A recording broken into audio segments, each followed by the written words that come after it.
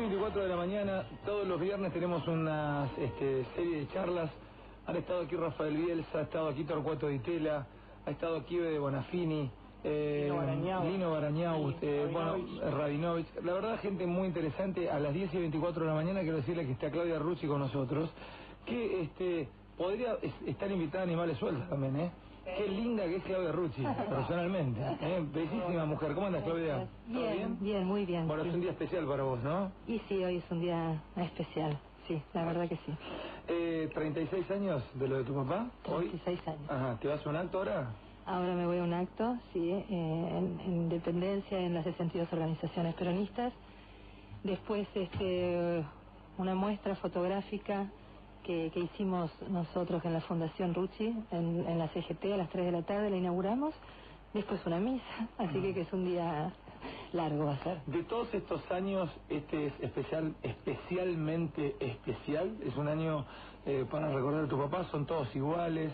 Digo, porque hay mucha más gente hablando de lo que pasó, como que se ha traído otra vez, incluso la justicia misma, ¿no? Lo ha desempolvado al tema de tu papá, gracias a Dios, para ustedes y para mucha gente y para la sociedad. Sí. Sí, a partir del año pasado que Seferino Reato escribió el libro Operación Traviata, nosotros decidimos presentar este libro en la justicia y pedir que se reabra la causa, y lo logramos, gracias a Dios. Y entonces pasa lo que vos decís, Alejandro, está como más vigente el tema, como que la gente empezó a refrescar su memoria, digamos, ¿no? Y eso está bueno, me parece a mí, porque yo siempre digo, más allá de lo que la familia espera, que como cualquiera queremos que se haga justicia, yo tengo una aspiración un poquito más allá que tiene que ver con que los argentinos empecemos a hablar de estos temas y a saber qué es lo que nos pasó realmente y poder salir para adelante, ¿no? Claro. ¿Qué edad tenías vos cuando pasó lo de tu papá? 9 años. 9 años. ¿Tenés recuerdos vívidos de lo de tu hijo? ¿O viste, a los 9 años uno guarda cosas pero se van perdiendo? En realidad tengo muy pocos recuerdos de mi padre, porque además mi papá estaba mucho tiempo trabajando fuera de mi casa, y la verdad es que lo veía poco, lo veíamos poco a papá. Yo siempre digo, yo fui construyendo a mi padre con la gente, con sus discursos, cuando empecé a leer y me empezó a interesar. Ahí empezaste a armarlo. Y ahí empecé a armar perdón. Sí. Empecé a armar a mi padre, y sobre todo con la gente que se acerca cada vez que me conocen a hablarme de él. Así que el recuerdo que tengo se lo debo a la gente. Clau, esa mañana, ¿dónde estabas vos cuando ocurre esto? Nosotros estábamos con mi hermano Aníbal regresando de la escuela. A él lo asesinan alrededor de las 12:15 del mediodía, 12:30, porque nosotros volvíamos de la escuela que íbamos por la mañana. ¿Cómo te lo dicen enseguida? ¿O te enterás enseguida? ¿O te resguardan? Porque es difícil decirle a un chico, a una chiquita de 9 años que no tiene papá y que se lo mataron. ¿Cómo te lo cuentan? En realidad, yo me entero, nosotros llegábamos a casa y había muchísima gente, y policía y gendarmería, y yo pensé que había ocurrido algún accidente. De hecho, el chofer que nos llevaba dijo, seguro que pasó algún accidente, y se bajó del auto y se fue a hablar con la policía. ¿Y vos arriba del auto viendo? Sí, él nos dijo, no se bajen del auto, a mi hermano y a mí. Y vuelve él caminando y dice, sí, hubo un accidente, un choque acá a la vuelta, así que mejor vamos a ir a la casa de unos amigos de mi padre que vivían ahí a 10 cuadras más o menos.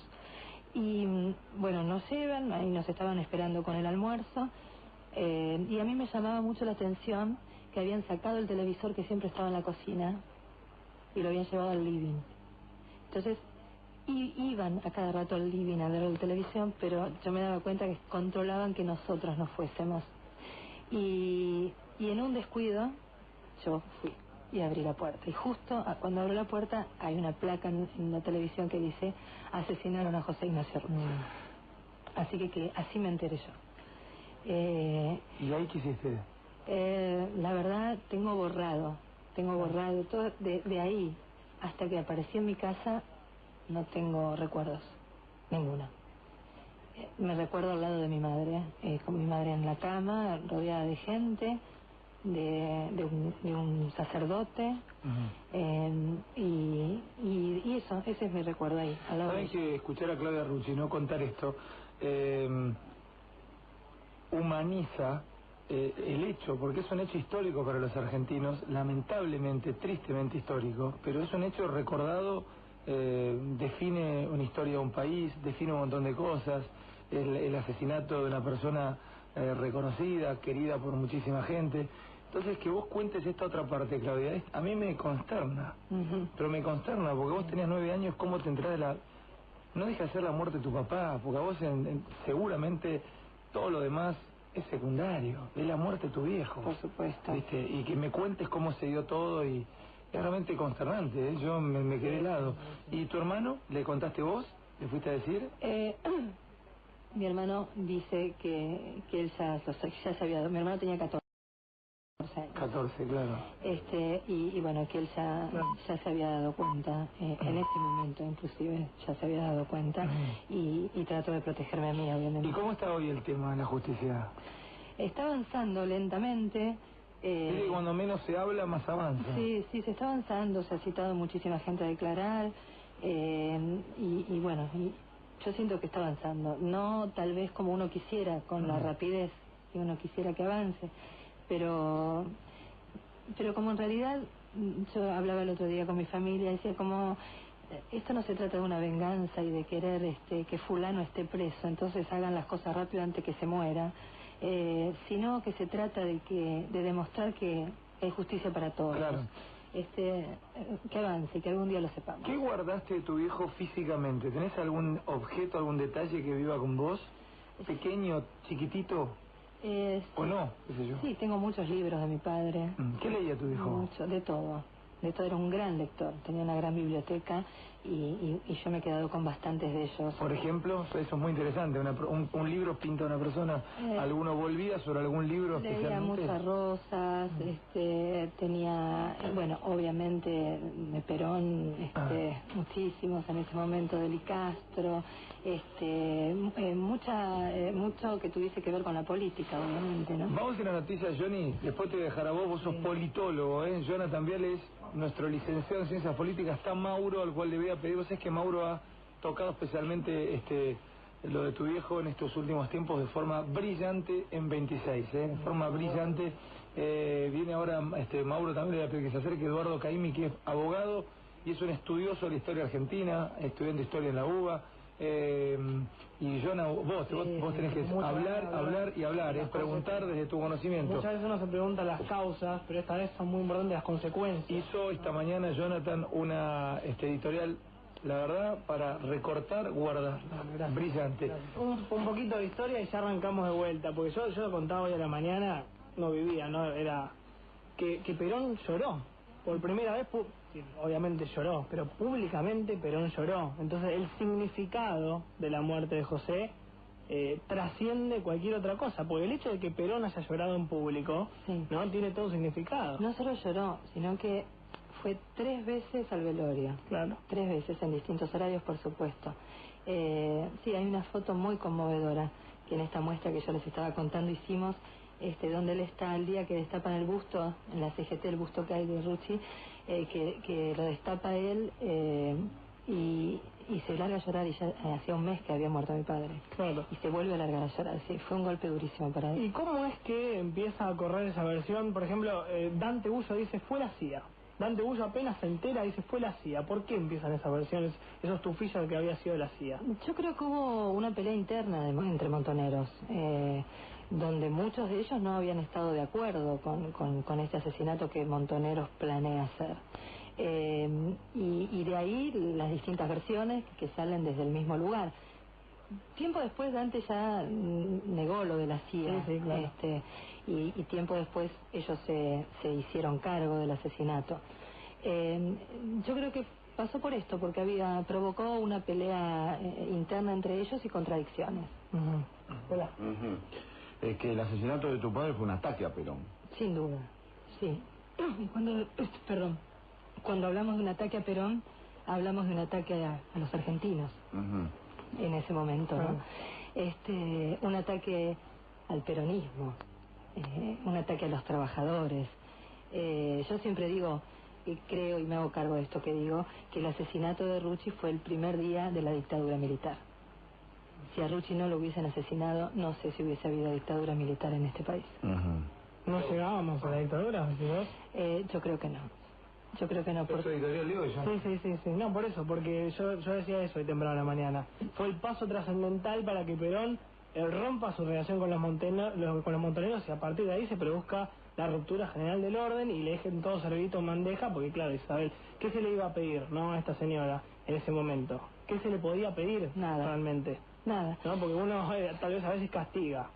Pero ¿qué responsabilidad tuvo ella realmente para que después venga lo que vino? Sí, yo creo, a mí a veces cuando digo esto me dicen, no, ¿te parece, Claudia?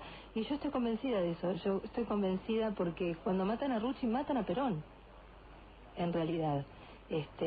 El viejo lo desestructuran totalmente, lo sacan de su eje, nunca más volvió, y toda aquella gente negativa que estaba dando vuelta por ahí esperando que el viejo se muriera, le aceleraron el trámite. Bueno, en historia, bueno, puedo estudiar esta historia también por la conozco. En historia te enseñan automáticamente a buscar la causa de. Siempre se estudia el hecho histórico, pero la causa de. Todo gran hecho histórico tiene una causa muy importante. Yo estoy de acuerdo con Claudia. La debate de este país. Una causa y una consecuencia. Exacto. Causa y consecuencia. Sí. ¿Tenés algo más, Pola? Sí, claro. Y tu viejo, algunos testimonios, por ejemplo, dicen que cuando al padre Mujica lo mataron, él venía diciendo, me va a pasar algo, inclusive de sus círculos íntimos, ¿no? Y lo liquidaron 2 días después de la AAA. ¿Tu viejo se la veía venir por esa revisión histórica que vos hiciste y además porque estaba parado en el medio de un polvorín también, ¿no? Yo creo que sí. De hecho, le habían hecho un reportaje en la revista Gente tiempo antes, donde él dice que le dicen, ¿usted tiene miedo de que lo maten? Y él dice, soy un ser humano, pero lo que me da más miedo es no poderle ver la cara a los asesinos. Sabía que lo iban a matar y además sabía que lo iban a matar por la espalda. Yo creo que esto es lo que a mí más me enorgullece de mi padre y me hace no sentir odios ni rencores, porque siento que él eligió eso, convencido de eso, y que hizo lo que sentía que tenía que hacer. Y por eso de verdad, cuando a mí me dicen, y si te cruzas con, no te da ganas, no me da ganas de nada, de verdad.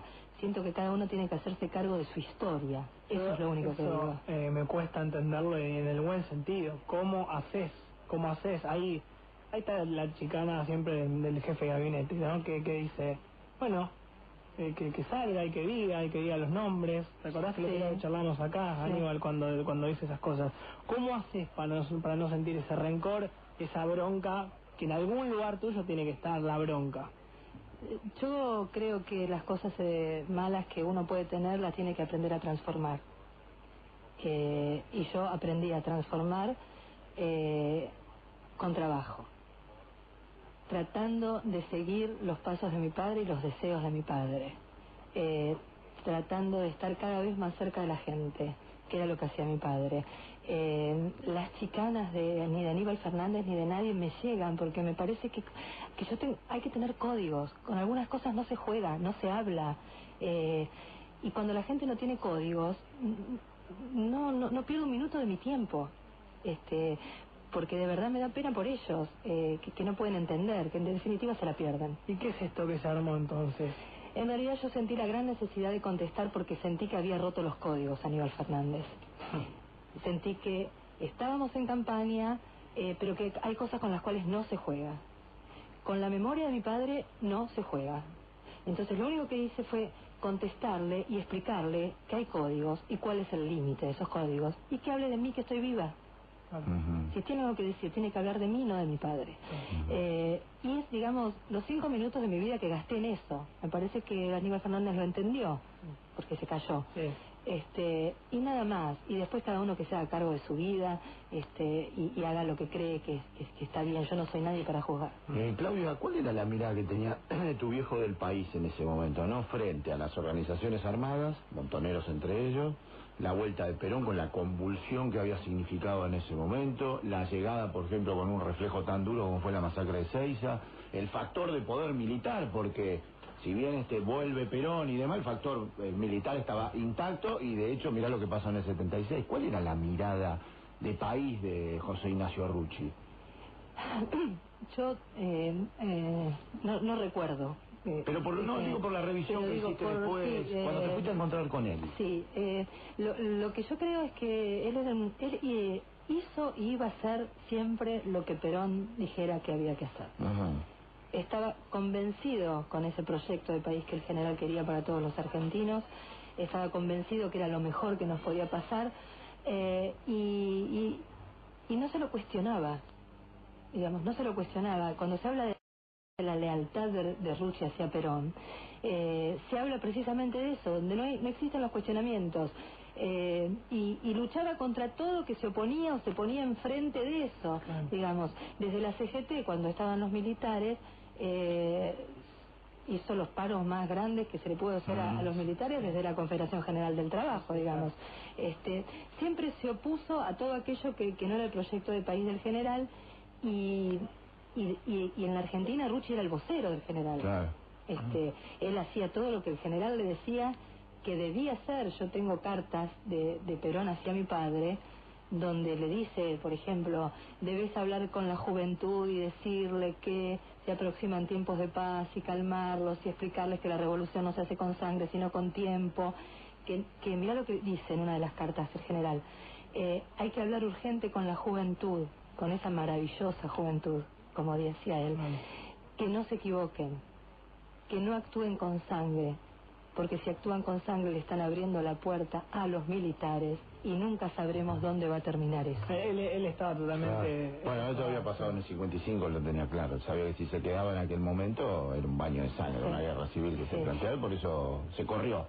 Sí. Pero entonces se confirma esta idea, porque, a ver, hay tantas versiones, tantas ideas de que Perón nunca después entendió nada, nunca supo lo que podía llegar a pasar, entonces se corrió y dejó que, bueno, se dé lo que pasó con Montoneros. Entonces Perón sabía y preveía lo que podía llegar a pasar. Absolutamente, sabía absolutamente, lo decía, tengo esas cartas pidiéndole por favor a la juventud. Y luego él, y esto lo leí el otro día en internet, me llegó una charla donde él cita a las agrupaciones de jóvenes estudiantiles. En esa época había muchas agrupaciones estudiantiles, y les dice exactamente esto, y les dice: yo sé que ustedes son jóvenes y sé lo difícil que es parar a los jóvenes que quieren hacer la revolución en un día, y les dice: pero hay dos formas de hacer la revolución, una es con el tiempo y otra es con la sangre. Yo elijo, por la edad que tengo, la del tiempo. Porque además no era lo mismo el Perón del 55 que el Perón del que volvió. Claro. El que volvió era un Perón mucho más abierto, mucho más... Era el Perón del abrazo de Balbín y Perón. Era ese Perón. El león herbívoro. ¿Y por qué tu hijo era... ¿Por qué no querías tanto a tu papá Perón? ¿Dónde nació esa relación? ¿Y por qué tenía una debilidad muy marcada Perón por tu papá? Sí. Yo creo que Perón, que dicen que además era un gran intuitivo, hay algunos que cuentan, nunca lo conseguí, que Perón manda una carta a Argentina, estando en España, y cuando mi padre estaba en San Nicolás, y le dice a un dirigente: rescaten a un muchachito de San Nicolás, que quiero que sea el nexo entre la iglesia y yo. ¿Cuándo? Y mi padre tendría en esa época, a ver, cuando estaba en San Nicolás, estoy hablando de 38 años. Claro. 38 años, 39. Era nada, claro, no era ni por asomo lo que llegó a hacer. No, era delegado en San Nicolás. Por eso te digo. Sí. ¿Y Perón dijo eso? Sí, quiero que ese muchacho sea el nexo entre la iglesia y nosotros.